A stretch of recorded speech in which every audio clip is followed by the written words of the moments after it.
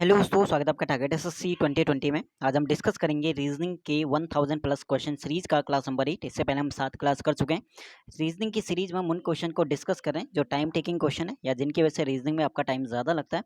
तो स्टार्ट करते हैं आज का क्लास नंबर 8 का क्वेश्चन नंबर। आज का फर्स्ट वाला क्या कहता है। आज के वीडियो में हम बाइलिंगुअल क्वेश्चन होंगे, यानी इंग्लिश और हिंदी दोनों में आपके क्वेश्चन रहेंगे। तो इंग्लिश मीडियम वाले जो जितने भी हैं वो भी क्वेश्चन आज से कर सकते हैं, कंटिन्यू सीरीज को कर सकते हैं, क्योंकि इंग्लिश में वो हिंदी में थोड़ा प्रॉब्लम आ रही थी काफ़ी को, तो मैंने बाइलिंगुअल क्वेश्चन यहाँ पे लिया हुआ है। ठीक है, तो फर्स्ट क्वेश्चन देखते हैं आज का क्या कहता है। तो फर्स्ट क्वेश्चन आपका, सबसे पहले इंग्लिश मीडियम वाले यहाँ पे वीडियो को पॉज करके एक बार खुद से सॉल्व करने की कोशिश करना है। इंग्लिश में क्वेश्चन ये रहा आपका, 8 पीपल MNOP QRS और T are sitting in a row में वो बैठे हुए, M is 4 to the right of Q। M जो है वो राइट यानी दायां है किसके, क्यू के। टी जो है वो बायां है किसके, पी के, फोर्थ साइड, तो ओ एम है। तो यहाँ पे वीडियो को आपको पॉज कर देना और खुद से सॉल्व करने की कोशिश करना। और बात करते हैं आप क्वेश्चंस को हिंदी में, तो 4 ऑप्शन ये रहे, क्यू एस होगा, क्यू पी होगा, टी एम या फिर टी एन होगा। ठीक है, तो हिंदी वाले अब स्टार्ट करते हैं यहाँ पे क्वेश्चन। 8 व्यक्ति बैठे हुए हैं एक पंक्ति में, इस प्रकार से बैठे हैं कि एम जो है क्यू की दाईं ओर से चौथे स्थान पर है। एम जो है क्यू की दाईं ओर से चौथी स्थान पर है। अगर हम देखें, हम बैठाना स्टार्ट करते हैं यहाँ पे एक लाइन में, तो एम पहली कंडीशन जो है, एम जो है दाईं ओर यानी क्यू का इस साइड हमारा दाएं हो जाएगा, राइट साइड ये रहा, और ये लेफ्ट साइड हो जाएगा। ठीक है, क्योंकि ये बैठे हुए हैं और इनका जो फेस है वो आपका उत्तर की तरफ है। तो क्यू एम जो है वो क्यू के दाईं ओर है, कौन से नंबर पे, चौथे नंबर पे। तो इसके बीच में कितने होंगे, 3 लोग। तो फर्स्ट कंडीशन आपकी ये वाली बन जाएगी। ठीक है, सेकंड कंडीशन वो कह रहा है कि टी जो है पी की बाईं ओर से चौथे स्थान पर है। टी जो है वो पी की बाईं ओर से चौथे स्थान पर है, यानी टी जो है वो पी के बाईं ओर, अब बाईं ओर यानी इस साइड हो गया, तो 1 2 3 चौथे स्थान पे। सेकंड कंडीशन हमारी ये रही। 2 कंडीशन हमारी हो चुकी है। उसके बाद ओ और आर में से कोई भी अंतिम छोर पर नहीं है, ये चीज़ याद रखना। यानी इस साइड यानी लेफ्ट साइड में आर या ओ दोनों में से कोई नहीं है, ना ही राइट साइड में आपका आर या ओ, लास्ट में कोई नहीं है। ओ जो है तथा दोनों क्रमशः पड़ोसी है, यानी ओ पड़ोसी है किसका, एन का, और आर पड़ोसी है किसका, क्यू का। इसके बाद बोला है कि टी जो है एम की बाईं ओर से अगले स्थान पर है। टी जो है वो एम के बाईं ओर से अगले स्थान पर है, मतलब टी के बिल्कुल बराबर में कौन होगा, एम होगा। ठीक है, तो यहाँ पे आपका यानी टी एम एक साथ होंगे, और ये 2 व्यक्ति ये रहे और पी, यानी तीसरी कंडीशन आपकी ये वाली बन जाएगी। उसके बाद बोला कि m जो है वो n का पड़ोसी है, इसका मतलब यहाँ पे एक और आ गया क्या, n आ गया। तो हमारा T M N dash P अभी तक चल रहा है। ठीक है, अब उसने बोला है कि अंतिम छोरों पर कौन बैठा हुआ है, अंतिम छोरों पर कौन बैठा है ये हमें बताना है। तो यहाँ पे हमारी कंडीशन सब लग चुकी है। अब यहाँ पे ओ और आर कोई भी जो है अंतिम छोर पर नहीं है, तो इसका मतलब ओ और आर कोई भी अंतिम छोर पर नहीं है। लेकिन एक कंडीशन उसने बोला था कि जो ओ है वो एन का पड़ोसी है, इसका मतलब एन के बिल्कुल बराबर में कौन होगा, ओ होगा। कंडीशंस यहाँ पे सब बन चुकी हैं। हमारा अभी तक क्या कंडीशन यहाँ पे चल रही है, अभी तक हमें यहाँ पे क्यू मिला, उसके डैश 4 लोग थे, 1 2 3 और एम था। लेकिन एम जो है किसके एकदम क्या था, दाएं में था, टी के दाएं था। ठीक है, ये चीज़ बोला हुआ था।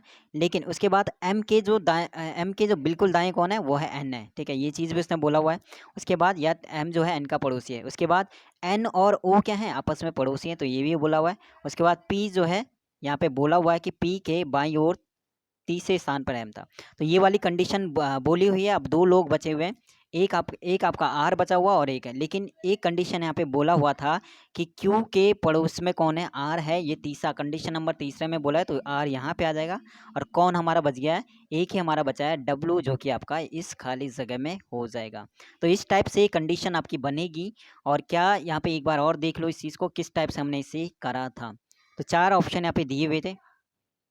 ठीक है, 4 ऑप्शन यहाँ पे दिए हुए थे, चौथा ऑप्शन है टी और एन। ठीक है, तो सबसे पहले कंडीशन याद रखना। कंडीशन पहली थी कि जो क्यू है बिल्कुल वो तीसरे नंबर पे है। ठीक है, फर्स्ट यहाँ पे क्यू जो है वो दाएं था किसके, फर्स्ट कंडीशन उन्होंने बोला कि एम जो है क्यू के दाएं से चौथा स्थान पे, दूसरा टी पी के बाइयों से।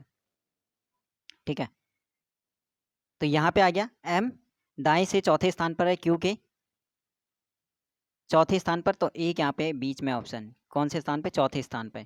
तो 3 यहाँ पे आ जाएंगे, यहाँ पे एक हमारा रह गया, तो चौथे स्थान पे आएगा एम, यानी इनके बीच में 3 लोग और आ गए। ठीक है, इसके बाद दूसरा कंडीशन जो है उसने, दूसरी कंडीशन में ये आपका बन रहा था टी, ये वाला। ठीक है, तो यहाँ पे एक बार इसे क्वेश्चंस को इधर ही रखते हैं क्योंकि नीचे ऊपर करने में थोड़ा यहाँ पे टाइम लगे।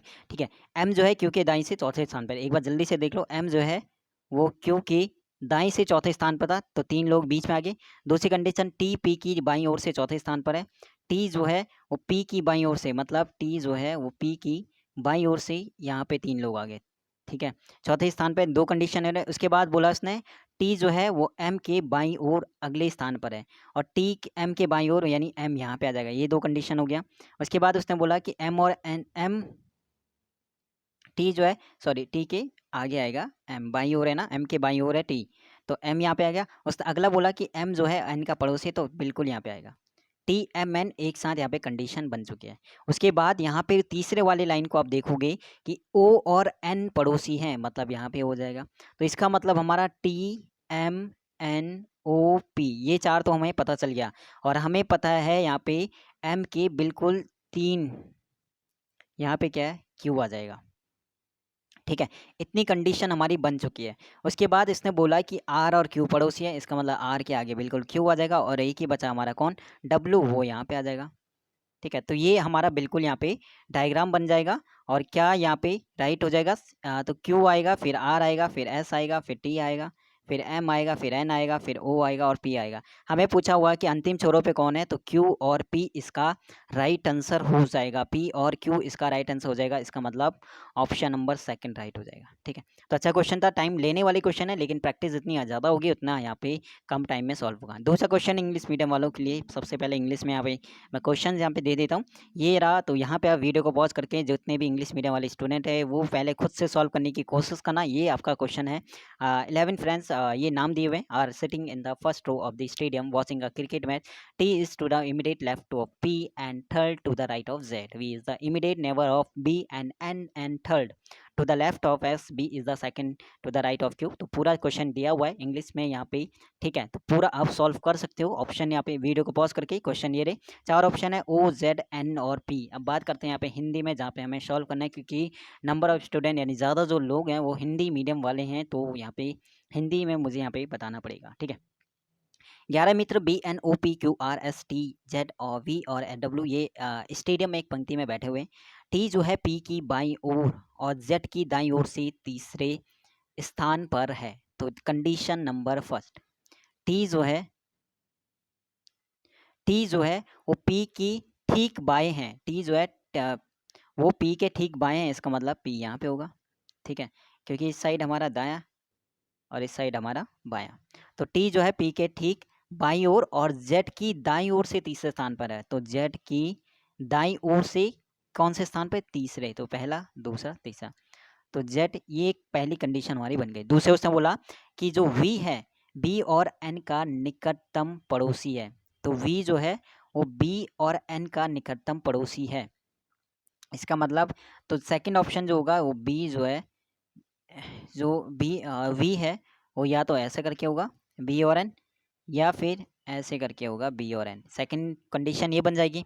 ठीक है, तथा एस की बाईं ओर से तीसरे स्थान पर है। लेकिन उसने बोला कि वी जो है बी और एन का निकटतम पड़ोसी और एस की बाईं ओर से तीसरे स्थान पर है।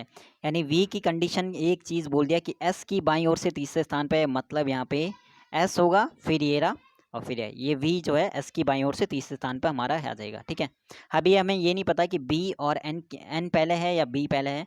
ठीक है, ये चीज़ हम देखेंगे।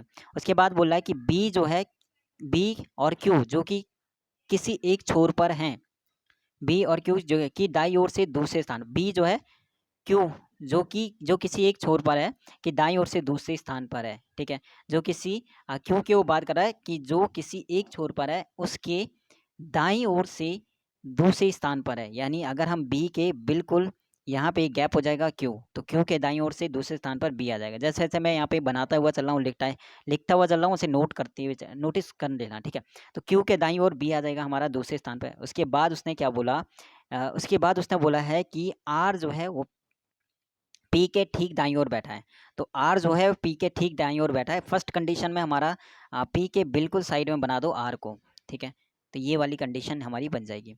उसके बाद उसने बोला है कि पी जो है ओ की ठीक दाईं ओर से दूसरे स्थान पर है। पी जो है ओ के ठीक दाईं ओर से दूसरे स्थान पर, मतलब टी के बिल्कुल बराबर में हमारा ओ आ जाएगा। ठीक है, इसके बाद बोला है कि निम्न में से कौन सा व्यक्ति जो है पंक्ति के केंद्र में बैठा हुआ है। तो बिल्कुल पूरी कंडीशन लगभग हमारी बन चुकी है। थोड़ा सा यहाँ पे हमें इसे एक बार क्या करना पड़ेगा, दोबारा से अच्छे से यहाँ पे गैप थोड़ा सा इसे हम छोटा कर लेते हैं डायग्राम को, ताकि यहाँ पे क्लियर हम बना सकें इस चीज़ को, है ना। अब यहाँ पे थोड़ा सा क्लियर समझ में आएगा, ठीक है। फर्स्ट उसने बोला, और थोड़ा सा इससे हम अब यहाँ पे एक चीज़ देखते हुए चलना। फर्स्ट कंडीशन में क्या बोला है कि टी जो है वो क्या है, ठीक बाई है किसके, पी के। तो ठीक बाई है पी के, इसका मतलब ये एक साथ आएंगे, ये कंडीशन हमारी फर्स्ट है। और जेड की दाईं ओर से तीसरे स्थान पर है, तो जेड की दाईं ओर से तीसरे स्थान पर होगा कौन, वो टी की बात कर रहा है। तो जेड की दाईं ओर से तीसरे स्थान पर है टी, तो जेड की 1 2 और तीसरे स्थान पे कौन है, टी। तो ये आ जाएगा हमारा फर्स्ट कंडीशन, जेड और 2 ये रे और टी और पी, ठीक है। फर्स्ट कंडीशन ये हो जाएगी, जेड और 2 व्यक्ति और टी और इसके बिल्कुल ये रहा, फर्स्ट कंडीशन ये बन गई। इन्हें मैच करते हुए चलना। सेकंड कंडीशन बोला कि वी जो है बी और एन का निकटतम पड़ोसी है और एस की बाईं ओर से तीसरे स्थान पर है। तो वी की कंडीशन बोला कि एस की बाईं ओर से तीसरे स्थान पर है कौन, वी। तो वी जो है एस की बाईं ओर से लगा लो तीसरे स्थान, पहला दूसरा और तीसरे स्थान पर है। लेकिन उसने बोला कि ये जो है बी और एन के बीच में है, तो हम यहाँ पे बी को लगा देते हैं और यहाँ पे एन को लगा देते हैं। तो दो कंडीशन ये हो गई, ये एन है, ठीक है, यहाँ पे एन। सेकंड कंडीशन हो जाएगा बी वी एन और डैश आपका एस आ जाएगा। उसके बाद अगली कंडीशन बोल रहा है कि बी जो है क्यू जो एक छोर पर है, क्यू जो एक छोर पर है, बी की बात कर रहा है कि दाईं ओर से दूसरे स्थान पर कौन है, बी है। तो दाईं ओर से दूसरे स्थान पर बी है, मतलब सेकंड वाले में ही आप क्या करो कि क्यू यहाँ पे आएगा तभी इसके दाईं ओर बी आएगा। बी के आगे वी लिखा है, वी के और वी जो है बी और एन के बीच में एस, ठीक है, ये आ गया। ये कंडीशन अभी हमारा 3 कंडीशन ये बन चुकी है, ठीक है। चौथी कंडीशन उसने बोला है कि जो आर है वो पी के ठीक दाईं ओर है। और फर्स्ट वाले कंडीशन में अब हम इसको रखते हैं, ये रहा फर्स्ट वाला कंडीशन, टी और पी। आर जो है वो पी के ठीक दाईं ओर है और पी जो है ओ की दाईं ओर से दूसरे स्थान पर है। पी जो है ओ की दाईं ओर से दूसरे स्थान पर, मतलब टी के बिल्कुल बराबर में हमारा ओ आ जाएगा। ये हमारी कंडीशन बनी हुई है। इसके बाद वो बोला है, इसके बाद निम्न में से कौन सा व्यक्ति पंक्ति के केंद्र में बैठा हुआ है, ठीक है। तो सभी कंडीशन हमारी बन चुकी है, सभी कंडीशन हमारी बन चुकी है, सभी कंडीशन हमारी बन चुकी है। अब हम इसे टोटल अगर देखें तो क्या कंडीशन बनेगी, क्यू, ये वाली पहली कंडीशन ये रही, Q dash B V N dash S, ठीक है। और उसके बाद हमारा ये रहा जेड वाली, और एस ये रहा। तो एस को कनेक्ट करना किससे, इस वाली कंडीशन है, क्योंकि एस और जेड का उसने बोला हुआ था स्टार्टिंग में, ठीक है। तो यहाँ पे आ जाएगा हमारा S O T P R और यहाँ पे हमारा जेड आ जाएगा, ठीक है। तो ये हमारे पूरा आ जाएगा और एक और बच गया डब्लू, तो ये सेकंड नंबर पे आ जाएगा। तो ये हमारी पूरी कंडीशन ये वाली बनेगी, Q W B V N Z S O T P R. अब उसने बोला कि पंक्ति के केंद्र में कौन बैठा है, तो टोटल काउंट करो कौन बीच में आ रहा है, 1 2 3 4 5 6 7 8 9 10 11 12, 12 है, 11, 1 2 3 4 5 6 7 8 9 10 11, 11 मित्र थे। तो शुरू के 5 और लास्ट के 5, 1 2 3 4 5, ये रहे 5 और इसके बाद ये रहा 5। तो बीच में कौन आ रहा है, जेड आ रहा है। बीच में कौन आ रहा है, जेड हमारा बिल्कुल बीच में यहाँ पे राइट हो जाएगा, ठीक है। तो ये हमारी कंडीशन बन रही थी, दो कंडीशन को अलग से बनाना था, उसके बाद दोनों को यहाँ पे जोड़ना था। तो फाइनल कंडीशन हमारी क्या बन के आ जाती, फाइनल कंडीशन हमारी आएगी Q W B V N Z S O T P और आर यहाँ पे राइट हो जाएगा, ठीक है। तो वीडियो को एक बार दोबारा से आप देखना, इस क्वेश्चन को अगर समझ में नहीं आता तो वहाँ पे क्लियरली एक एक चीज़ मैं बोल रहा हूँ किस टाइप से उन्हें बैठाना है, किस टाइप से। तो लास्ट में फाइनल सब फिर सबको जोड़ देना है और सबको जोड़ने के बाद एक फाइनल आपका रिजल्ट आएगा। और यहाँ पे हमें बताना था कि बीच में कौन बैठा है, तो शुरू के 5 को अलग कर दो, लास्ट के 5 को अलग कर दो, क्योंकि 11 है तो ये वाला हमारा बीच का काम करेगा, यानी बीच में बैठेगा, जेड इसका राइट आंसर हो जाएगा। नेक्स्ट क्वेश्चन, तो इंग्लिश मीडियम वाले जितने भी हैं तो यहाँ पे वीडियो को पॉज करके उसके बाद फर्स्ट से पहले खुद से सॉल्व क्वेश्चन को सॉल्व करना है। 4 ऑप्शन दिए हैं, 30 ईयर्स, 29 ईयर्स या 24 ईयर्स, फोर्थ ऑप्शन है 25 ईयर्स। ठीक है, क्वेश्चन का लेवल थोड़ा ही सही है, टाइम टेकिंग वाले क्वेश्चन है, क्योंकि एग्जाम में इसी टाइप के क्वेश्चन आ रहे हैं जिनमें टाइम ज़्यादा लग रहा है। ठीक है, अब हम बात करते हैं हिंदी मीडियम में, हिंदी मीडियम वालों के लिए, क्योंकि हिंदी में ही क्वेश्चंस को मुझे सॉल्व करना पड़ेगा, ज़्यादा जो स्टूडेंट है वो हिंदी वाले हैं। तो 5 सदस्यों के एक परिवार में वो बात कर रहा है कि इस समय जो औसत आयु है 30 वर्ष है। अब हमें कुल एज निकालना है, तो 5 लोगों की कुल एज निकालना है, तो औसत एज से उनकी मल्टीप्लाई करना पड़ेगा कितने की, जितने सदस्य हैं। तो टोटल ही कितने आएंगे, 5 या 15 और 1 16, 165। 165 कुल एज हो जाएगी 5 सदस्यों की। उसमें से सबसे छोटा सदस्य 9 वर्ष का है। ठीक है, सबसे छोटा सदस्य 9 वर्ष का, सबसे छोटा सदस्य के जन्म से ठीक पहले ही परिवार की औसत है। अब हमें पता है कि 5 में से एक की एज कितनी है, 9 है, तो हम 4 की एज निकाल देते हैं। ठीक है, 4 की अगर एज निकालें तो 165 में से अगर हम 9 लोगों की, ठीक है, 9 माइनस कर दें 4, जो सबसे छोटा है, तो कितना आ जाएगा हमारा 165 में से हमें क्या करना है 9 माइनस, तो कितना आ जाएगा 156। ये 4 सदस्यों की कुल आयु है। इसमें से सबसे छोटे सदस्य को हमने निकाल दिया जिसकी एज कितनी थी, 9 वर्ष थी।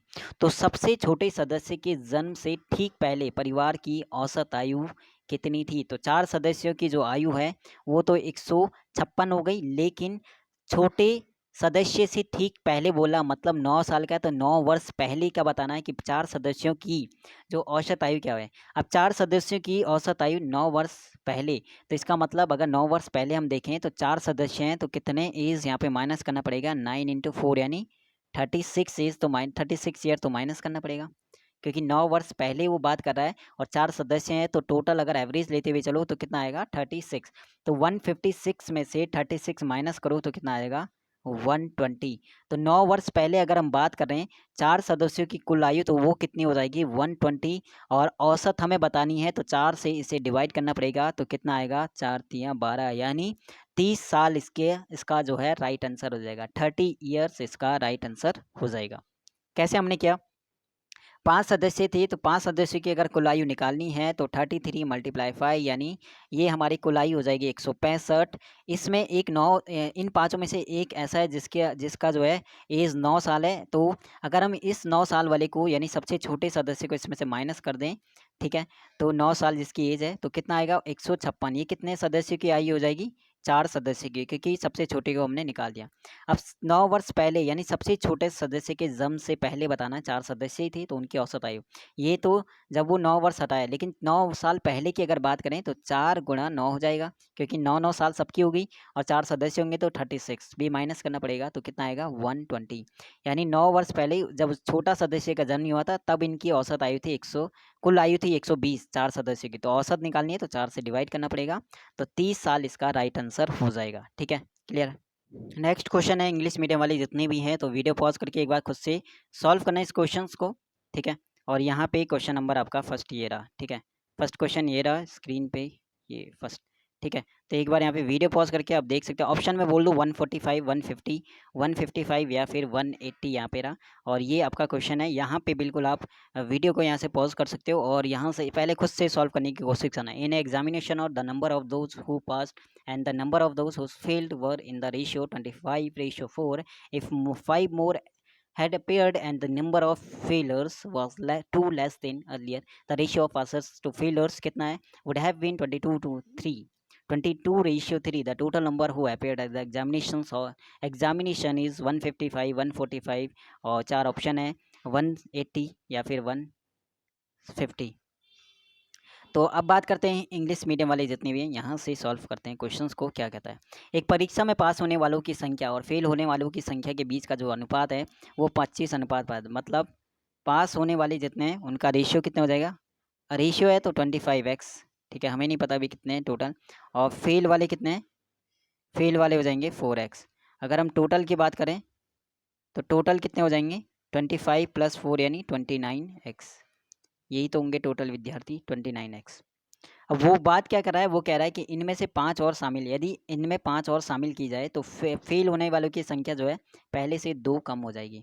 मतलब अगर जो पास होने वाले हैं टोटल जो है 29x है, अगर हम टोटल में 29 5 और ऐड कर दें तो जो फेल होने वाले हैं उनकी संख्या कितनी है, 4x थे फेल होने वाले, उनकी संख्या पहले से 2 कम हो जाएगी।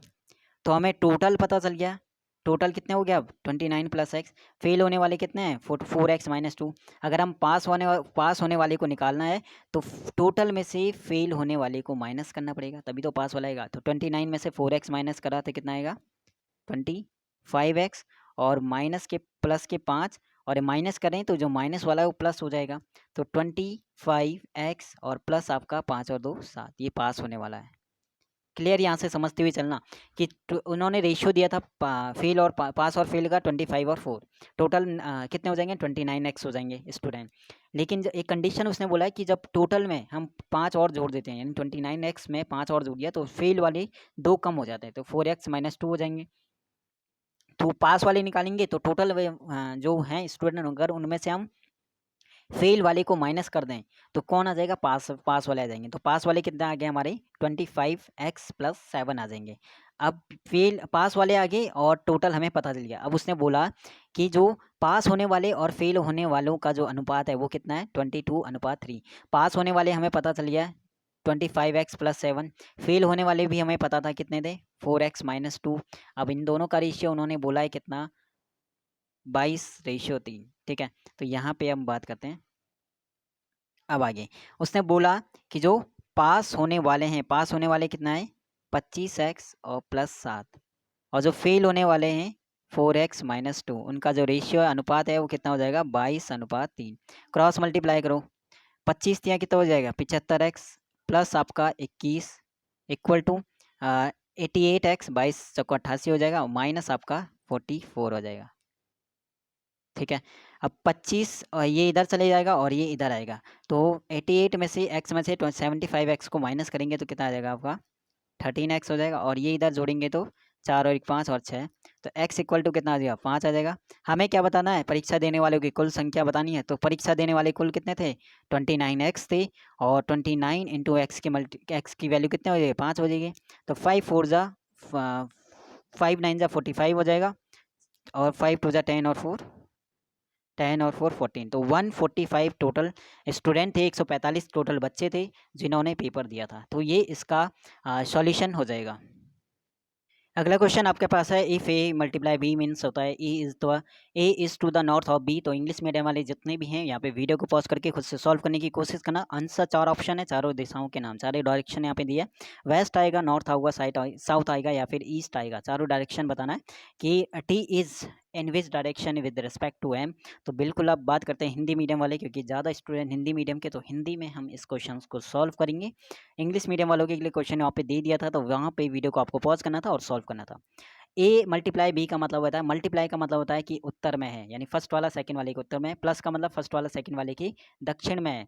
तो मल्टीप्लाई बताएगा उत्तर को, प्लस बताएगा दक्षिण को, और बाकी आपका परसेंटेज यानी जो परसेंटेज है डिवाइड वाला साइन बताएगा आपका क्या पश्चिम को, और जो फोर्थ माइनस वाला है वो क्या बताएगा पूरब को। ये 4 ऑप्शन कंडीशन इन्होंने दिए।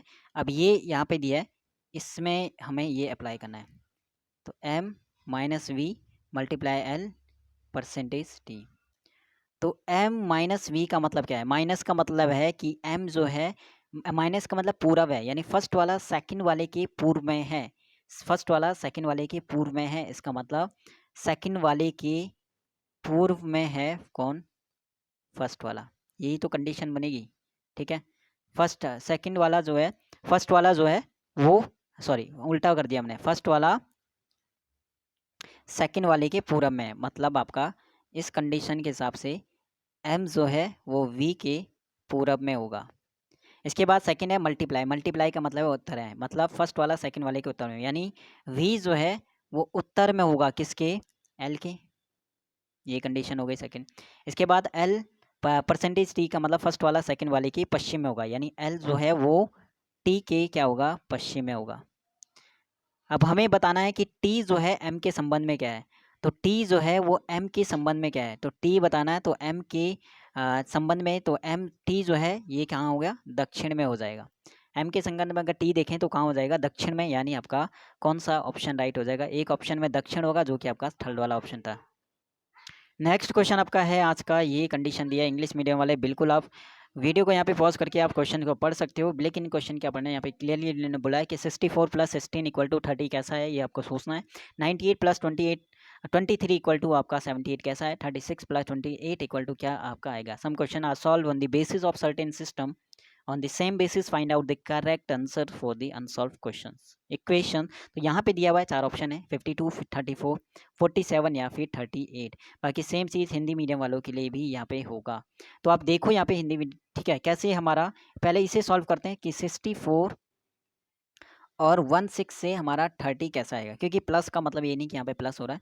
आप 6 और 4 क्या आपको क्या करना पड़ेगा, मल्टीप्लाई करना पड़ेगा। कितना आएगा 24, और 1 और 6 की मल्टीप्लाई करना पड़ेगा तो कितना आएगा 6। अब दोनों को क्या करना है, प्लस कर दो। आप बीच में जो प्लस साइन है वो प्लस को लगा दो यहाँ पे, तो 24 और प्लस 6 आपका कितना आएगा 30 आएगा। मतलब क्लियर आपका लॉजिक पता चल रहा है।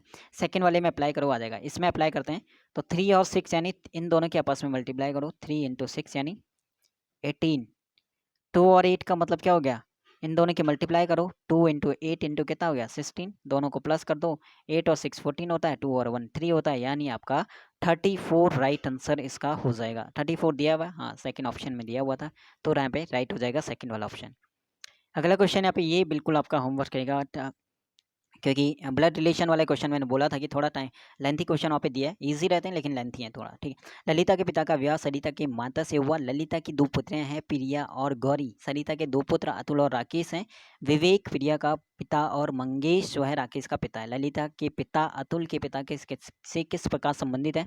तो हिंदी मीडियम वाले जितने भी हैं इस क्वेश्चन का आंसर आप सॉल्व करके कमेंट सेक्शन बताना क्या इसका राइट आंसर होगा। 4 ऑप्शन में बोल देता हूँ यहाँ पे, दामाद, साला, ससुर या फिर दादा। दामाद, साला, ससुर या फिर दादा। अगला क्वेश्चन हम बात करते हैं, पहले बात करते हैं इंग्लिश मीडियम वालों के लिए। क्वेश्चन ये रहा इंग्लिश में, और ठीक है क्वेश्चन है इन a row of girls death. ये पूरा यहाँ पे दिया हुआ है, तो वीडियो पॉज करके आप इंग्लिश मीडियम वाले जो भी हैं वहाँ पे वीडियो पॉज करके एक बार क्वेश्चन आप पढ़ सकते हो। बाकी यहाँ पे सॉल्यूशन आपको बताना है खुद करके क्या यहाँ पे होगा, ठीक है। 4 ऑप्शन में बोल देता हूँ, ये आपका क्वेश्चन रहा। 4 ऑप्शन है 30, 35, 21 या फिर 19। अब बात करते हैं हिंदी मीडियम वालों के लिए क्या यहाँ पे क्वेश्चन रहेगा। ये रहा, लड़कियों की एक पंक्ति में जानवी जो है शुरुआत से 5वें नंबर पे, ठीक है शुरू से, और अंतिम से वो है 12वें नंबर पे, ठीक है एक पंक्ति। और लड़कियों की दूसरी पंक्ति में अगर बात करें तो वर्षा जो है प्रारंभ से 9वें नंबर पे है और अंत से जो है वो 11वें नंबर पे। हमें बताना है कि दोनों पंक्तियों में एक साथ कितनी लड़कियां हैं। हमें पता है कि ऊपर से यानी अप पर और प्लस डाउन यानी नीचे से माइनस इक्वल टू 1। जैसे हमारा लेफ्ट और plus right -1 equal to total आते हैं, वैसे ही हमारा ऊपर प्लस नीचे -1 इक्वल टू टोटल आएगा। मतलब अगर हम पहली पंक्ति में देखें टोटल लड़कियां तो 5 ऊपर से वो 5वें नंबर पे और प्लस नीचे से वो 12वें नंबर पे, और टोटल और -1 क्योंकि दोनों साइड से हमने उसे काउंट करा है तो 2 बार काउंट हो गई, तो एक माइनस करना पड़ेगा उसे। तो 17 -1 इक्वल टू 6। तो पहली पंक्ति में तो 16 लड़कियाँ। दूसरी पंक्ति में बात करते हैं वर्षा वाले में, तो 9 ऊपर से वो है और 11वें नंबर पे 2 नीचे से है, लेकिन 2 बार काउंट हो गए तो एक माइनस करना पड़ेगा। तो 20 -1 इक्वल टू 19। अब दोनों पंक्तियों में कुल मिला के कितनी लड़कियां हैं वो उन्होंने पूछा है, तो 16 + 19 इक्वल टू 9 और 6 कितना हो गया 15, 2 और 1 कितना हो गया 3, यानी 35 इसका राइट आंसर हो जाएगा। 35 जो कि आपका ऑप्शन नंबर सेकंड में दिया हुआ था। अगला क्वेश्चन आपका रहेगा यहाँ पे, नेक्स्ट क्वेश्चन आपका ये रहा, मिसिंग नंबर बताना है। Study the given pattern carefully and select the number that can replace the question mark in it. And यहाँ पे क्वेश्चन दिया हुआ है, 4 ऑप्शन है 100, 84, 88 या फिर 54। कौन सा वाला यहाँ पे राइट होगा, ठीक है। तो अच्छा क्वेश्चन है। बात करते हैं यहाँ पे कैसे इस 26 12 से आपका 286 आएगा। अगर हम 26 में से 1 को माइनस कर दें, 12 में से 1 को माइनस कर दें, ठीक है, कितना आएगा 26, कितना आएगा 11, और दोनों को मल्टीप्लाई कर दें तो कितना आएगा 286। लॉजिक पता लिया। सेम चीज़ यहाँ पे भी लगाओ। 23 में से अगर हम 1 को माइनस कर दें, 5 में से 1 को माइनस कर दें तो कितना आएगा 22, कितना आएगा 4, और दोनों को वापस में मल्टीप्लाई कर दो, कितना आएगा 88। तो ये इसका लॉजिक चला। सेम चीज़ सेकंड वाले में भी लगा होगा। 5 में से 1 4, 13 में से 1 गया 12, तो 12 4 12 यानी 4 चौको 48, 12 4 जी 48 है, ठीक है। तो ये इसका लॉजिक था आपका बिल्कुल 88, जो कि आपको दिखेगा ऑप्शन नंबर 3 में। नेक्स्ट आपका क्वेश्चन है यहाँ पे बिल्कुल बताना है कि इस वाले इक्वेशंस की जो यहाँ पे है आपको दिया हुआ है 3 5 33, इसके जैसा बिल्कुल कौन सा आपका बॉक्स है। 2 4 2 6 आएगा ना, 5 4 224 आएगा, या फिर आपका 610,258 आएगा, या 7936 आएगा। सॉल्व करना एक बार खुद से। एक अच्छा क्वेश्चन यहाँ पे है, देखो 3 और 5 से 32 कैसा आएगा। अगर हम 5 का स्क्वायर और 3 का स्क्वायर को माइनस करें, 5 का कितना होगा 25 और माइनस 16 कितना आ जाएगा 16 और 25 कितना आएगा आपका 9। सॉरी यहाँ पे थोड़ा सा हमने क्या किया, सॉरी यहाँ पे 9 आएगा ना, 3 का स्क्वायर 9 हो गया, 25 में से 9 गया तो कितना आएगा हमारा 16 आ जाएगा। ठीक है, 16 आ जाएगा।